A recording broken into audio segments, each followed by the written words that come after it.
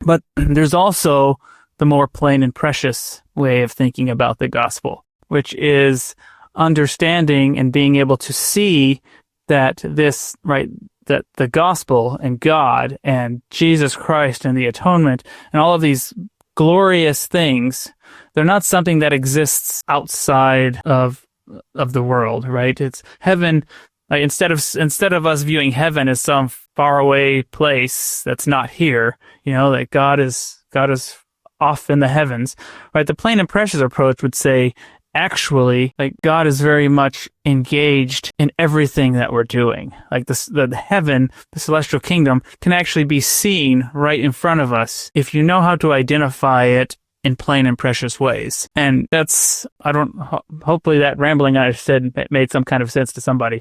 But what I'm saying is that you can think about God as kind of this abstract sense of, okay, and God is this great, powerful being that's off in the heavens. But you can also think about God as the Messiah, right? As the anointed one who was here on earth and established a church and a priesthood order in which salvation is administered. And that perhaps at first it's hard to see God's glory in that, because you might just see the disciples of Christ as imperfect men. And, that can really get in the way of the work and the callings that they have and what's being administered on the earth. But I think as you grow in your testimony and as you come to know God and as you come to know the Savior more, what happened is you begin to see His glory in this very human order that He Himself set up, organized, and is the mechanism by which He runs His church on the earth. And so the point I'm trying to make is like you can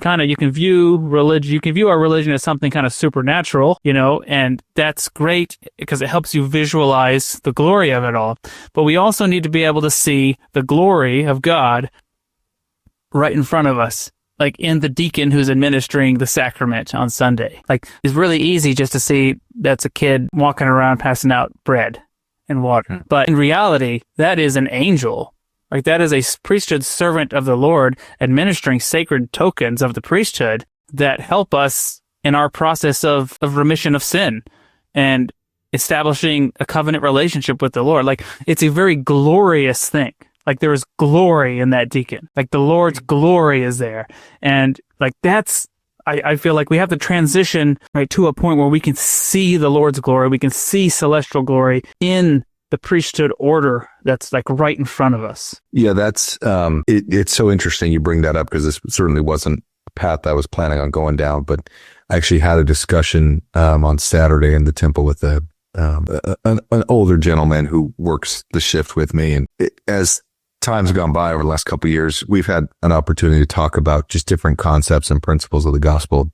He stopped me on Saturday. We work a name issue together while we were waiting for folks to show up. And he said, you seem to be a pretty deep thinker about the gospel. He started asking some questions about, the temple and the endowment and stuff like that. I said, here's my opinion, so I gave him some thoughts.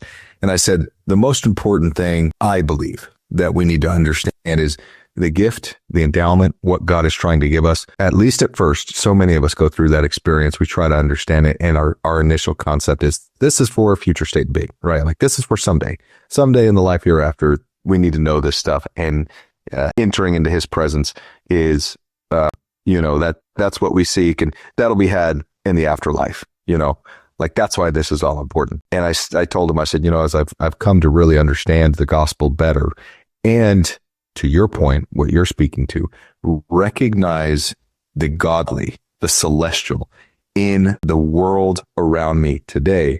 I've started to understand that the celestial living, the celestial life that I seek and that I want, and entering into His presence, can be had now.